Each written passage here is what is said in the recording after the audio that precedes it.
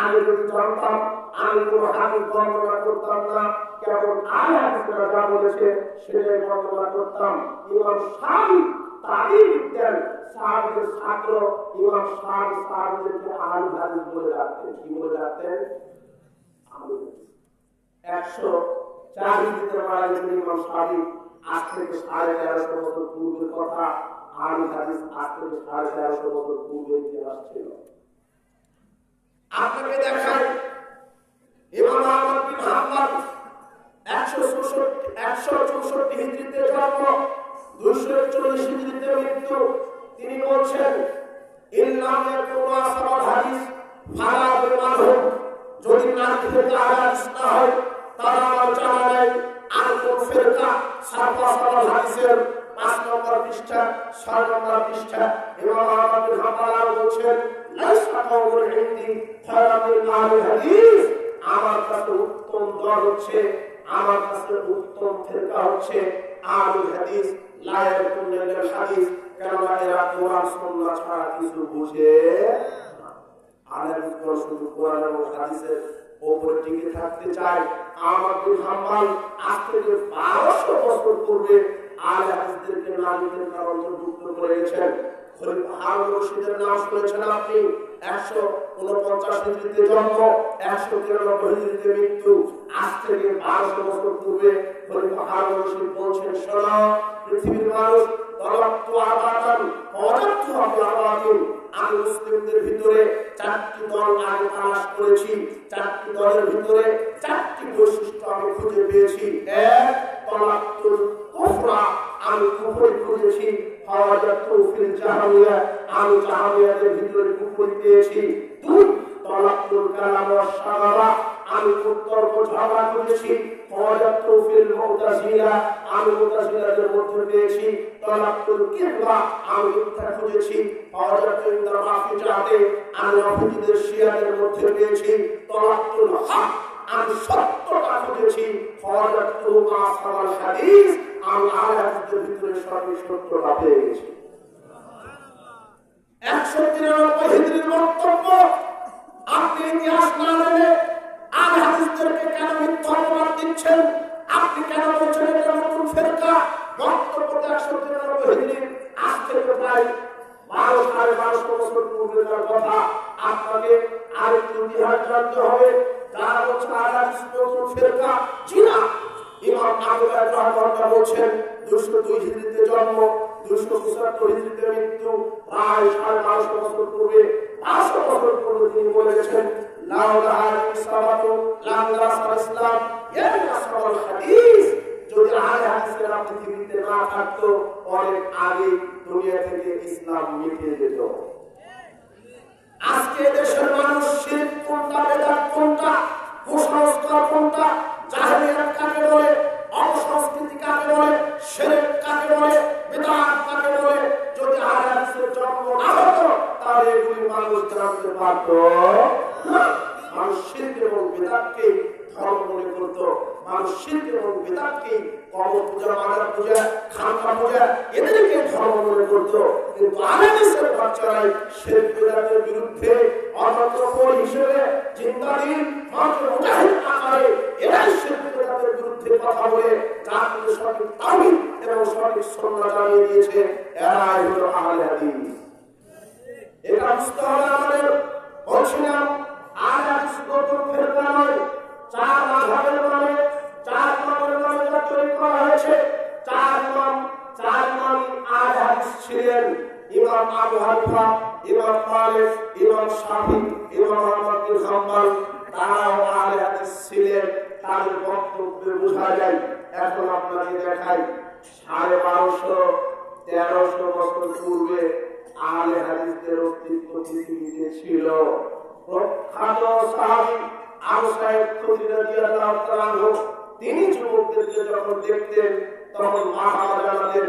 74 হিজরিতে তিনি মারা গেছেন। তিনি বলছেন, মারহাবা ওয়াসিয়াতিন রাসূলুল্লাহ সাল্লাল্লাহু আলাইহি ওয়াসাল্লাম, রাসূল সাল্লাল্লাহু আলাইহি ওয়াসাল্লাম অনুযায়ী আমি যুবকদেরকে তোমাদেরকে মারহাবা জানাচ্ছি। আমারা আমওয়াসিয়ালাকুম ফিল মাজালিস, রাসূল সাল্লাল্লাহু আলাইহি ওয়াসাল্লাম নির্দেশ দিয়েছেন যে আমি যেন যুবকদের জন্য মজলিস প্রশস্ত করে দিই। ফাইনা কুনকুনা আলুল হাদিস বাদানা, কেননা তোমরাই পরবর্তী বংশধর, তোমরাই পরবর্তী আহলে হাদিস। আবু সাঈদ খুদরির বক্তব্য বলছিলাম, আবু সাঈদ খুদরি ৭৪ হিজরিতে বক্তব্য দিয়েছেন। প্রায় ১৪০০ বছর পূর্বে আহলে হাদিস কোন মাযহাব বা কোন ব্যক্তিগত কোন মতবাদের নাম নয়, এটা একটা পথের নাম, এটা কোরআন এবং হাদিসের নাম। যে কোরআন এবং হাদিসের পথে দাওয়াত দিয়েছে সাহাবায়ে কেরাম, তাবেঈগণ। বলছিলাম আপনাদের সঠিক ইতিহাস জানতে হবে। আহলে হাদিসের প্রমাণ আমরা দিলাম আজ থেকে ১২00-১৩০০ বছর পূর্বে সাহাবীদের মাধ্যমে এই সিলসিলাটা চলে এসেছে। মাযহাবী ভাইদেরকে বলছি, আপনি হানাফি মাযহাব মানেন, আপনি মালিকি মাযহাব মানেন, আপনি শাফি মাযহাব মানেন, আপনি হাম্বলি মাযহাব মানেন। এবার আপনি আমাকে বলেন যে হানাফি মাযহাবের জন্ম কবে হলো? হানাফি, শাফি, মালিকি মাযহাবের জন্ম কবে হলো? ইতিহাস পড়েন। কোন সাহাবী হানাফি ছিলেন, কোন তাবেঈ হানাফি ছিলেন? যদি মাযহাব মানা ফরজ হয় তাহলে খরচ করলো কে? এটা আল্লাহর পক্ষ থেকে না রাসূলুল্লাহ সাল্লাল্লাহু আলাইহি ওয়াসাল্লাম খরচ করলেন? কেননা খরচ কেমন করতে পারে দুইজন সত্তা, এক হচ্ছে আল্লাহ আর এক হচ্ছে মুহাম্মদ সাল্লাল্লাহু আলাইহি ওয়াসাল্লাম। এছাড়া তৃতীয় কোনো ব্যক্তি কোনো বিধানকে খরচ করতে পারে না। যারা বলছেন মাযহাব মানা ফরজ, কে খরচ করলো? আমরা তো জানি ফরজের বিধান আল্লাহ দিতে পারে, নবী দিতে পারে। আমরা তো জানি যেটা ফরজ হয় সবটাই পালন করতে হয়। যেমন ৫ ওয়াক্ত সালাত ফরজ, তাই ফজর করতে হয়, যোহর করতে হয়, আসর করতে হয়, মাগরিব করতে হয়, ইশা করতে হয়। ৫ ওয়াক্ত ফরজ, ৫ ওয়াক্ত সালাত করতে হয়। আপনি বলছেন ৪ মাযহাব ফরজ, কিন্তু আপনি এক মাযহাব মানেন কেন? কথা বুঝলেন কথা? ৪ মাযহাব মানে কি? ফরজ, কিন্তু মানেন আপনি কয়টা? হলো আর খরচটা করলো কে? এর জন্ম কবে? সঠিক ইতিহাস আপনাকে জানতে হবে। আপনি শুনেন ইলামুল মুওয়াক্কিন হাফিজ ইবনুল কাইয়্যিম রাহিমাহুল্লাহ, তিনি বলছেন দ্বিতীয় খণ্ড ১৪৫ পৃষ্ঠাতে তিনি বলছেন, ইন্নামা হাদাসা হাযিল বিদআতু ফিল কারনির রাবিল মাযমুম। এই তাকলিদি বেদাতি মাযহাবের উৎপত্তি হয়েছে ৪০০ হিজরির পরে। কত হিজরি পরে? ৪০০ হিজরির পরে মাযহাব চলে আসলো। ৪ মাযহাব। কত হিজরি পরে? ৪০০ হিজরি। মাযহাব তৈরি হলো ১০০০ বছর পূর্বে। আর আহলে হাদিসের অস্তিত্ব সাহাবী থেকে।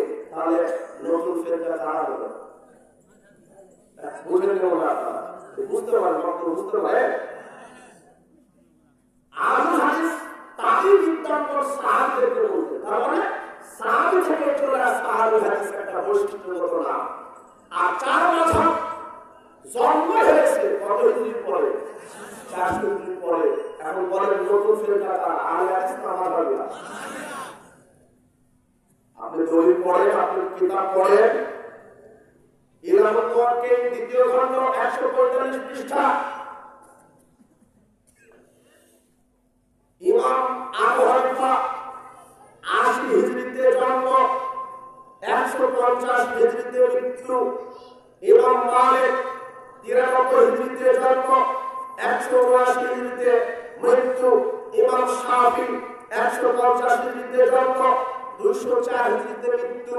ইমাম আহমদ বিন হাম্বল ১৬৪ হিজরিতে জন্ম, ২৪১ হিজরিতে মৃত্যু। তার মানে যখন ২৪১ হিজরি তখন ৪ ইমাম দুনিয়া থেকে নিয়েছেন বিদায়। আর মাযহাব তৈরি হলো কত হিজরিতে? ৪০০ হিজরি। এখন ২৪১ আর ৪০০ হতে ২৪১ থেকে কত যোগ করলে ৪০০ হবে? বলে ১৫৯। ইমামগণ মোরা ১৫৯ বছর পূর্বে মাযহাব তৈরি হলো। নিঃসন্দেহে ৪ ইমাম তারা নিজেদের নামে নিজেরা মাযহাব তৈরি করে যান। কথা কি ক্লিয়ার? বলতে মনে কথা। ইমামগণ মারা গেল কত হিজরিতে? ২৪১ হিজরি। যখন তখন কেউ নাই পৃথিবীতে। আর মাযহাবের জন্ম হলো ৪০০ হিজরিতে। ইমামগণ মারা ১৫৬ বছর পূর্বে। নিঃসন্দেহে ইমামগণ তাদের নামে মাযহাব তৈরি করে যাননি। আশ্চর্য কথা, আর ইমামগণেরা তাদের তাকলিদ করতে বলেনি। এখানে আপনার ভুল হচ্ছে। আপনি মাযহাবের দোহাই দিয়ে ইমামগণের দোহাই দিয়ে যে আকীদা আমল লালন করছেন, এই আকীদা আমলের সাথে আপনার ইমামগণের 5 পয়সা সম্পর্ক নাই। আপনাকে একটু ধৈর্য ধারণ করতে হবে। সামনের দিকে যত যাবে তত আলোচনা একটু গুরুত্বপূর্ণ হবে, আপনাকে আরো বেশি মনোযোগী হতে হবে। ইমাম আবু হানিফা রাহিমাহুল্লাহ বলছেন, ইলামুল মুওয়াক্কিল তৃতীয় খণ্ড 209 পৃষ্ঠা, ইমাম আবু হানিফা রাহিমাহুল্লাহ বলছেন, শোনো, লা ইয়াহিল্লু লিআহাদিন আইয়াতুল কওলিনা মা লাম ইয়ালাম মিন আইনা হাজনাহু। পৃথিবীর মানুষ, আমি ইমাম আবু হানিফা বলছি, আমার বক্তব্য গ্রহণ করা ততক্ষণ পর্যন্ত হালাল হবে না যতক্ষণ না আমি ইমাম আবু হানিফার কথা তোমরা কোথায় থেকে পেলে দলিল সহ যদি না পাও ততক্ষণ আমার কথা মানা গ্রহণীয় হবে না। আমি ইমাম আবু হানিফার কথা যদি কোরআন সুন্নাহর সাথে মিলে যায় তখন গ্রহণ করা হালাল হবে। আমি ইমাম আবু হানিফার কথা যদি কোরআন সুন্নাহর বাইরে চলে যায়, আমি ইমাম আবু হানিফার কথা গ্রহণ করা হালাল হবে না।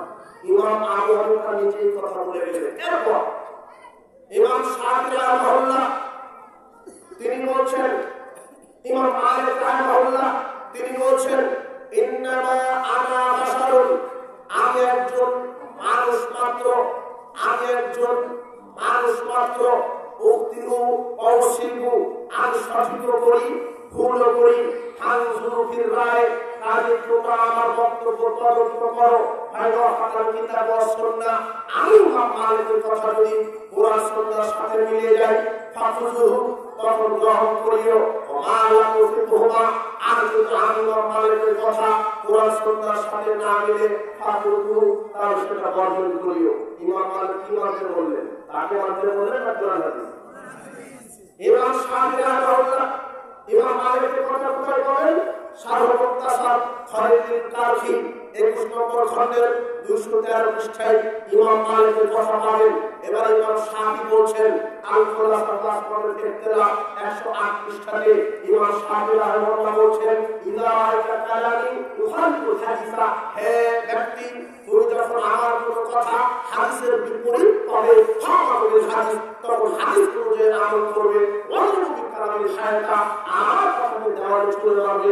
আমার কথা যদি কোরআন হাদিসের বিপরীত চলে যায়, আমি ইমাম শাফিঈর 5 পয়সা কোনো মূল্য। ইমাম আহমদ বিন হাম্বল তিনি বলছেন, লা তুকাল্লিদনি, আমার অনুকরণ করো না, আমার তাকলিদ করো না, ওয়ালা তুকাল্লিদান্না মালিকান ওয়া আউজাইয়া ওয়া নাখিয়া। ইমাম মালিক, ইমাম আউজাই, ইমাম নাখি এদের অনুকরণ করো না। কুল আকারুল হাইসু আহাদুল মিনাল ওয়া সুন্নাহ, কোরআন ও সুন্নাহ থেকে যেটা পাবে কোরআন সুন্নাহকে আঁকড়ে ধরো।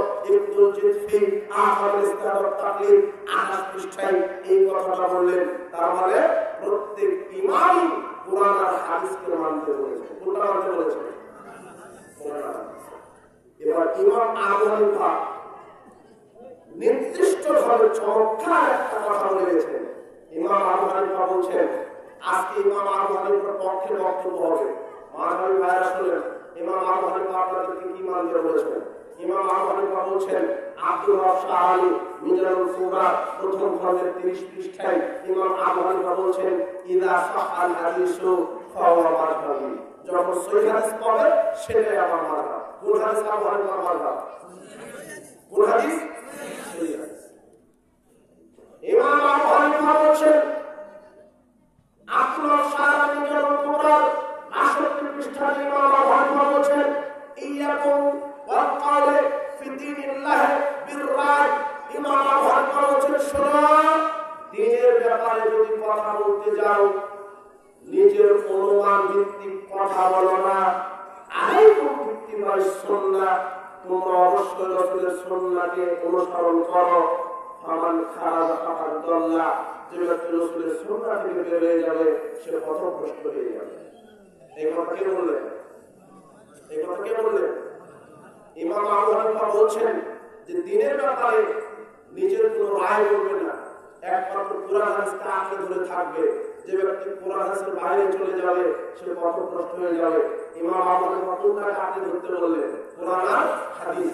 এরপর ইমাম আবু হানিফা বলছেন, ইযা সাহাল হাদিসু ফাওয়া মাযহাবি যখন সহিহ হাদিস পাবে জেনে রাখো সেটা আমার মাযহাব। তার মানে ইমাম আবু হানিফা ভুল হাদিস মানতে বললেন সহিহ হাদিস। ইমাম আবু হানিফার কথাকে আমরা টান নিয়ে বলতে পারি পৃথিবীর মাটিতে যদি খাঁটি হানাফি থেকে থাকে, বিশুদ্ধ হানাফি থেকে থাকে, তাহলে আহমদের বাচ্চাই হলো খাঁটি বিশুদ্ধ হানাফি। কেননা এরা সহিহ জাল হাদিস মানে না, এরা সর্বক্ষেত্রে কোন হাদিস মানে? কোন হাদিস মানে? এক বক্তা বলছে যে পৃথিবীতে কোন বাপের ছেলের জন্ম হয়নি হানাফিদের সালাত চাল প্রমাণ করতে পারে। পৃথিবীতে কোন মায়ের সন্তানের জন্ম হয়নি যে হানাফিদের সালাত চাল প্রমাণ করতে পারে। আর চাল প্রমাণের কথা, এই পৃথিবীর মাটিতে মানুষ এমন নিয়মে সালাত আদায় করে যে নিয়মের কোন জাল হাদিসও নাই। জাল থাকলেও তো ছিল, জালও নাই। কি নাই? ওরা জাতের মাতার তালে ঠিক একটা কোরআন বিদ্বেষী, হাদিস বিদ্বেষী, রাসূল বিদ্বেষী, ইসলাম বিদ্বেষী এরা বলে বুকের উপরে হাত বাঁধার হাদিসগুলি ঠিক নয়, বুকের উপরে হাদিস বাঁধার হাত নাই। যেই মুখে বলে এরা, ওই মুখে আবার বলে এরা কত বড় শয়তান, কত বড় মুনাফিক। যেই মুখে বলছে বুকের উপরে হাত বাঁধার হাদিস নাই, ওই মুখে বলছে যে পুরুষ বাধ্যের নামের নিচে আর মহিলা বাধ্যের বুকের উপরে কতখানি গাঁদা করে। বুঝলেন নয় কথা? কি বুঝলেন? ও বলছে যে বুকের উপর হাত বাঁধার কোন হাদিস নাই, কিন্তু ওর বউ কোথায় বাঁধে? কথা বুঝলেন? ও বলল বুকের উপর হাদিস নাই। আমি চ্যালেঞ্জ করে গেলাম, জাল প্রমাণ করা লাগবে না। মুফতি সাহেব, আপনি যে বলছেন নাভির নিচে বাঁধবে পুরুষ, নাভির নিচে বাঁধবে পুরুষ, বুকের উপরে বাঁধবে মহিলা, আপনাকে 30 পারা কোরআন দিয়ে দিলাম, পৃথিবীর ইতিহাসে যত হাদিসের কিতাব আছে সব দিয়ে দিলাম।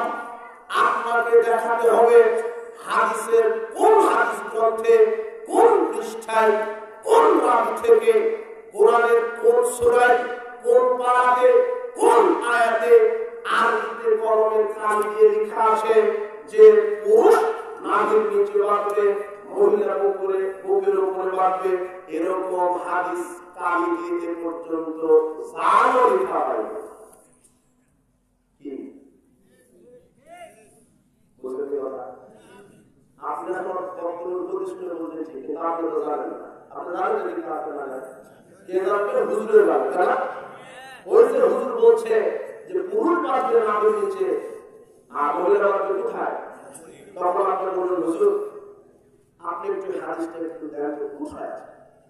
এই হাদিসটা বললেন আপনি কোথায় আছে, সহি লাগবে না, জাল হোক তাও আমি দেখতে চাই আরবিতে কোথায় লেখা আছে। ওর হুজুর চলে যাবে, তার ছেলে তার টাকা লাটার কথা শাখার কথা, যেতে যেতে সূর্য পশ্চিম দিকে উঠে যাবে, কিয়ামত হয়ে যাবে, তবু আরবিতে হাদিস লিখিত দেখাতে পারবে না। এমনিতেই চলছে। কথা বুঝলেন কথা? তাহলে হাত কোথায় বাঁধবেন? না, তাহলে নাভির নিচে এবং বুকের উপরে হাদিস আসছে, কিন্তু দুই হাদিসের সনদের দিকে একটু দুর্বলতা, তবে বেশি শক্তিশালী বুকের উপরে হাত বাঁধার হাদিসগুলি বেশি শক্তিশালী।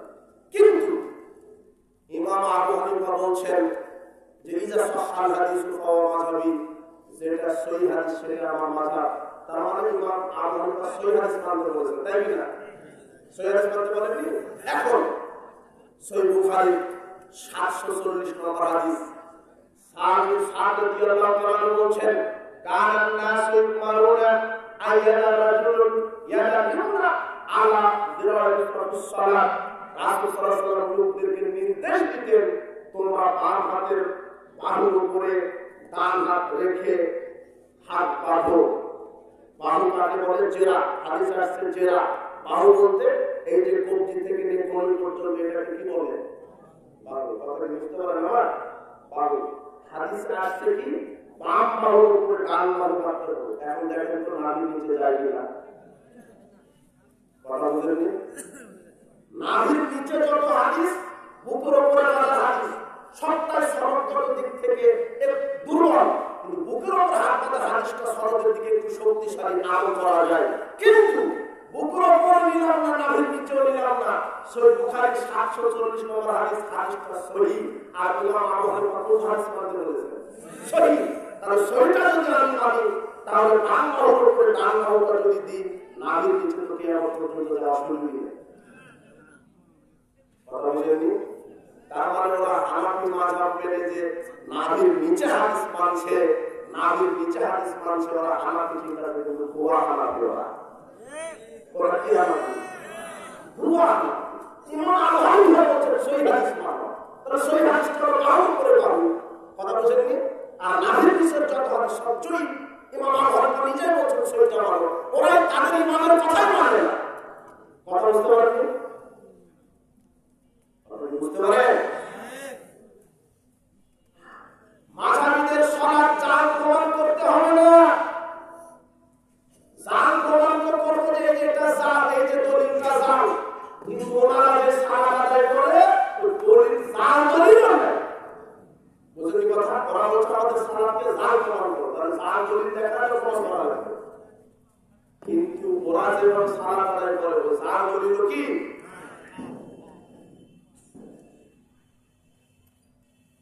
নামাজের শুরুতে নিয়ত বলে মুখে, না কি? নাওয়াইতু আন উসাল্লি লিল্লাহি তাআলা ফি যুরুল আরবাআতা ফি আসরি আরবাআতা, এই বলে নিয়ত বলে না? বলে না? মানে বলে নাকি? এই নিয়ত বলে তো? হ্যাঁ। আগামীকাল আপনার মসজিদের হুজুরকে বলবেন, হুজুর এই যে আরবিতে যে নিয়ত আপনি বলেন বা আমরা বলি, এটা হাদিসে কোথায় আরবিতে লেখা আছে? সহিহ আছে কি চাইবেন আপনি? সহিহ পড়া জাল, মানে শুধু লেখা থাকতে হবে, হাদিসের পাতা আর কিছু লেখা থাকতে হবে, বলতে পারবেন না? বুঝেন নি বলা? শুধু আপনার হুজুরকে বলবেন, হুজুর আমরা যে নিয়তটা বলছি মুখে আরবিতে, এটা হাদিসের কোন পাতাটা আরবিতে লেখা আছে? সূর্য পশ্চিম দিকে উঠে যাবে, পৃথিবীর সব হুজুর এক ময়দানে আসলেও এটা দেখাতে পারবে না, যে দেখাবে কোথায়? কথা বুঝলেন? কথা। এরপরে কাতারে যখন দাঁড়াচ্ছেন, 4 আঙ্গুল ফাঁকা রেখে দাঁড়াচ্ছেন, কয় আঙ্গুল? 4 আঙ্গুল আটা ফাঁকা রেখে দাঁড়াচ্ছেন না? হ্যাঁ, আপনি বললেন হুজুর এই যে 4 আঙ্গুল ফাঁকা রেখে দাঁড়াচ্ছি, এটা হাদিসের কোন হাদিসের পাতাতে লেখা আছে? সূর্য পশ্চিম দিকে উঠে যাবে, আপনার হুজুর দেখাতে পারবে না। আমার বক্তব্য বুঝতে পারেন? হ্যাঁ, আরে যে আমলটা করবো তার তো দলিল থাকা লাগবে। বুঝলেন কথা? আমি সালাতে দাঁড়াচ্ছি 4 আঙ্গুল আবার ফাঁকা রেখে, তাহলে তো দলিল থাকা লাগবে হাদিস। আর সহিহটা আমি চাচ্ছি না, একটা জাল হাদিস আমি চাচ্ছি আরবিতে লেখা, হাদিসের পাতাতে থাকা লাগবে না। কথা বুঝতে পারবেন? আপনি আজকে ফিরতে গিয়ে আরবিতে লেখা আমাকে দেখাবেন, তা হবে না, হাদিসের পাতাতে থাকা লাগবে। পৃথিবীতে যত হাদিসের কিতাব আছে, কোথায় আছে রাসূল সাল্লাল্লাহু আলাইহি ওয়াসাল্লাম বলছেন যে 4 আঙ্গুল ফাঁকা রেখে দাঁড়াও, এরপরে তাশাহুদের বৈঠকে আমরা আঙ্গুলটা জায়গায় টপ করে, একবার জায়গায় টপ করে নামিয়ে দিই। বুঝেন মনে হয়? এরকম করে না? কি করে করে না? এই আশহাদু আল্লা ইলাহা ইল্লাল্লাহ ওয়া আশহাদু আন্না মুহাম্মাদুর রাসূলুল্লাহ, ওই শয়তান বলে যে শুনে টপ করে জায়গায় দিব আর একবার নামাই দিলাম। এই যে একটা আমল আমি করলাম, এই যে একটা আমল আমি করলাম, যে একবার জায়গায় টপ করে নামিয়ে দিব, এই হাদিসটা আরবিতে কোন গ্রন্থে লেখা আছে? কি আপনারা দলিল চাইতে পারবেন না হুজুরের কাছে? মনে রাখবেন বক্তব্য। ওরা বলেছে আমাদের সালাতকে জাল প্রমাণ করুন, জাল নয়, ওরা যে পদ্ধতিতে করে জাল হাদিস নয়। কি হাদিস নয়? জাল হাদিস নয়। চ্যালেঞ্জ দেখা হাফিজ সাহেব সাল্লাল্লাহু আলাইহি বলে না? হ্যাঁ, সুন্দর করে হাফিজ সাহেব কোরআন তেলাওয়াত করে বলে দিল সাল্লাল্লাহু আলাইহি। তখন আপনি বলবেন, হাফিজ সাহেব এই যে কোরআন তেলাওয়াত শেষে সাল্লাল্লাহু আলাইহি বললেন, এটা কোন হাদিসে আছে? এই হাদিসটা আছে একটু দেখান। কথা বুঝেছেন কিছু? এমনিতেই চলছে, এমনিতেই চলছে। এরা খোলা যুক্তি দিচ্ছে,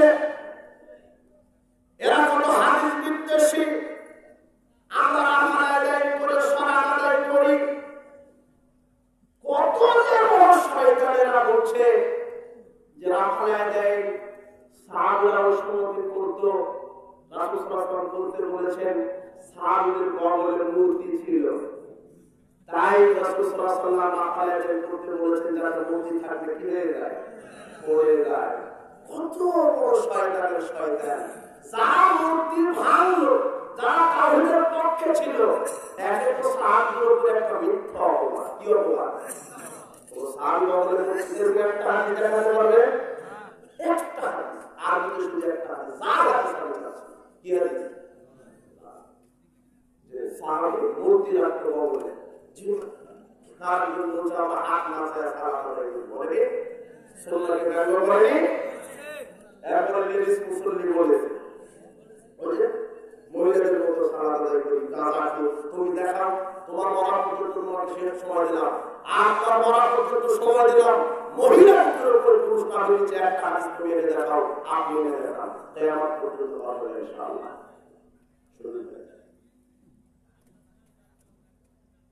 বলছিলাম এই বেদাতীরা হাদিসকে অস্বীকার করছে, রাসূলের সুন্নাহকে হত্যা করছে, এরা আহলাদের কোরআন সহ্য করে না, অথচ আহলাদের কোরআন যখন 4 শতাধিকের বেশি হাদিস বর্ণিত হয়েছে,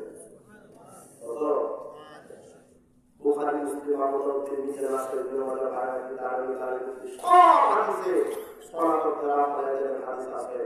রাসূল সাল্লাল্লাহু আলাইহি ওয়াসাল্লাম বলেছেন, কিভাবে স্বীকার করলেন আপনি? পায়ের সাথে পা মিলানো যাবে না, যুক্তি দিচ্ছে, ঠিক শয়তান যেভাবে যুক্তি মারা দিল যে পায়ের সাথে পা মিলালে তো অপমান করা হবে, কোথায় গিয়ে মূর্তি দেওয়া হবে, ধ্যান চালকের পাটায় পায়ের সাথে লাগিয়ে কিন্তু অপমান করা হলো, ছেলের পাটা বাপের পায়ের সাথে লাগিয়ে অপমান করা হলো। জি না, সালাতে যখন আপনি দাঁড়াবেন, কে এমপি, কে মন্ত্রী, কে বাপ, কে ছেলে কোনো পরিচয় নাই, মুচি, মেথর, মন্ত্রী, মুচি সবাই দাঁড়ান না, ওখানে কোনো পরিচয় আছে নাকি? হ্যাঁ, সাহাবীগণ যদি পায়ের সাথে পা মিলিয়ে সালাত আদায় করতে পারে, আপনাকে কেন কণ্ঠ খোলা যুক্তি দিলেন আপনি যে পায়ের সাথে পা লাগালে অপমান করা হয়, তাকে অবমাননা করা হয়? অথচ রাসূল সাল্লাল্লাহু আলাইহি ওয়াসাল্লাম বলেছেন, তাআলা মুজাবুল আওসাত 5797 নম্বর হাদিস, রাসূল সাল্লাল্লাহু বলেছেন, মান সাবতা ফুজাতান ফি সাফ, যে ব্যক্তি কাতারে পরস্পরের মাঝের ফাঁকা জায়গা বন্ধ করে কাতারে দাঁড়াবে, রাফাউল্লাহু বিহা দারাজাতান, আল্লাহ তার মর্যাদা বৃদ্ধি করে দেবেন। আর কে বলছেন যে মর্যাদা হানি করা হয়? কথা বুঝেননি? রাসূলের হাদিস মানবেন না এই হুজুরের হাদিস মানবেন? কথা বুঝেছেন? শুধু কি তাই? বানাল বাইতান ফিল জান্নাহ, পায়ের সাথে পা মিলিয়ে দাঁড়ানোর কারণে আল্লাহ জান্নাতে একটা ঘর তৈরি করেছেন। হাদিস তাবারানি মুজাবুল আওসাত 5797 নম্বর হাদিস, আপনার বুঝতে বলতে হবে। আব্দুল্লাহ ইবনে উমর রাদিয়াল্লাহু আনহু বলেন, রাসূল সাল্লাল্লাহু আলাইহি ওয়াসাল্লাম বলেছেন, আকিমুস সুফুফা, তোমরা যখন কাতারে দাঁড়াবে, কাতার সোজা করবে, হাত বাড়ানো মানে পছন্দের খারাপ, বাহুসহ বরাবর দাঁড়াবে, মাঝের দুই পায়ের মাঝের জায়গা বন্ধ করে দাঁড়াবে, ওয়ালাইকুম বিআইদি ইখওয়ানিকুম, তোমাদের ভাইয়ের সাথে ভাই হাতে হাত মিলিয়ে কাতার সোজা করে দাঁড়াবে, ওয়ালা তুজালিকুশ শাইতান, শয়তানের জন্য 4 আঙ্গুল আঘাত খাতায় পড়া,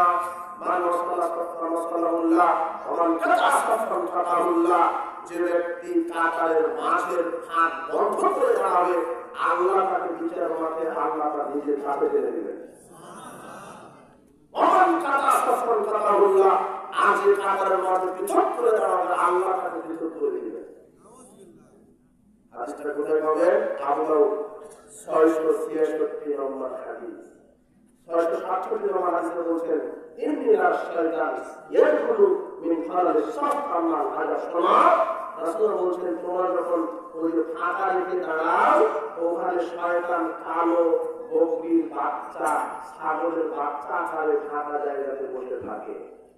ফাঁকা জায়গাতে বসে থাকে, যারা ফাঁকা রেখে সালাত আদায় করে তারা কাকে নিয়ে সালাত আদায় করে? রাসূলের হাদিস, আবু দাউদের 667 নম্বর হাদিস। কোথায় যাবেন আপনি? আপনাকে হাদিস মানতে হবে, রাসূলের সুন্নাহ মানতে হবে। এরা পায়ের সাথে পা মিলানো ব্যঙ্গ করে, রাখালের কোরআন ব্যঙ্গ করে, এমনকি জোরে আমি বলা নিয়ে এরা কি করে? কিছুদিন আগে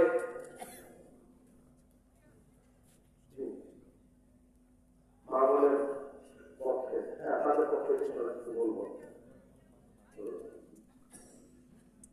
কিছুদিন আগে এই যে নোয়াখালীতে একটা ছেলেকে জোরালো করার কারণে মারল না, ছেলেটা হসপিটালে ভর্তি ছিল। অপরাধটা কি? অপরাধটা কি? এরা ফতোয়া দেয় ওয়াহাবিদের পিছনে সালাত হবে না। ওয়াহাবি মানে যারা জোরে আমিন বলে, রাখালের করে, পায়ের সাথে পা মেলায়, এরা হলো কি ওয়াহাবি। এদের পিছনে কি হবে না? যারা 12টা দিয়ে সালাত আদায় করে, এদের পিছনে সালাত হবে না। এরা কত বোকা গাধা, জাতের মাতাল, কানে ঠিকেরা। এরা বলে ওয়াহাবিদের পিছনে সালাত হবে না, কিন্তু হজ করতে গিয়ে মদ খায়, কাবা বলে ওয়াহাবিদের পিছনে সালাত আদায় করে আসে। কি বলবে? ওর ফতোয়াতে অরবাদি হয়, কথা বুঝলেন? মক্কাতে যায়, তার পিছনে সালাত আদায় করে, মক্কায় জোরে আমিন হয়, রাফায় আদায় হয়, পাঁচ সাথে পা মিলানো হয়। তারা তো ওয়াহাবি। আগে বলছেন যে ওয়াহাবিদের পিছনে সালাত হবে না, আর ওর ফতোয়া তো অনেক বড় সালাত। আজকে শুধু কোরআন এবং সহিহ সুন্নাহ মানার কারণে আহলে হাদিস সমাজ যুবক, আহলে হাদিস ভাইরা নির্যাতিত হচ্ছে, মসজিদ ভেঙে দেওয়া হচ্ছে, জোরে আমিন বলে, রাফায়ে করে, পায়ের সাথে পা মিলায়, আল্লাহর পক্ষে সালাত আদায় করে। এই অপরাধে এরা মসজিদ ভেঙে দেওয়ার মতো জঘন্য কাজ এরা করেছে। তাই আমি বলি, জোরে আমিন বলার কারণে তুমি মসজিদ ভেঙে দিয়েছ, তুমি ইহুদি খ্রিস্টানের চাইতে খারাপ হয়েছ, তুমি হিন্দুদের চাইতে নিকৃষ্ট হয়ে গেছ। মসজিদ ভাঙা কোন মুসলমানের সঙ্গে হতে পারে না। যারা জোরে আমিন না করার অপরাধে মসজিদ ভেঙে দিতে পারে, মসজিদ থেকে বাইরে করতে পারে, গায়ে হাত লাগাতে পারে, এরা রাসূলের দুশমন, এরা আল্লাহর দুশমন, রাসূলের সুন্নাহর দুশমন। এরা এত খারাপ, এরা যদি সুযোগ পায় তাহলে কাবা ঘর ভেঙে দিতে চলে যাবে। বুঝলেন? এত খারাপ। জোরে আমিন বললে গা জ্বলে ইহুদিদের, কাদের? ইহুদিদের। এরা এত বড় মুনাফিক, এরা আহলেদেরকে বলে ইহুদি খ্রিস্টানের দালাল। আশ্চর্য কথা, একটা আমল দেখান, যে আমল ইহুদি এবং আহলেদের সাথে মিলে যাবে, একটা আমল দেখাতে পারবে? আমরা কোথায় দালালি করলাম? আপনি মুনাফিকের মতো কথা বলছেন, আমি দেখাতে পারবো আপনি এমন এমন আমল করছেন যেটা ইহুদি খ্রিস্টানের সাথে আপনার মিল আছে। কেমন? সহিহ বুখারী 955 নম্বর হাদিস, রাসূল সাল্লাল্লাহু আলাইহি ওয়াসাল্লাম বলছেন যে ইদা গরাবাতিশ শামস ফাকারাতা সাইম, সূর্য যখন ডুবে যাবে সাথে সাথে ইফতার করো। সূর্য ডোবার সাথে সাথে কি করতে হবে? আর ওই যে তারা কয় মিনিট যোগ করে? 3 মিনিট 5 মিনিট যোগ করে। রাসূল সাল্লাল্লাহু আলাইহি ওয়াসাল্লাম বলছেন লিআন্না,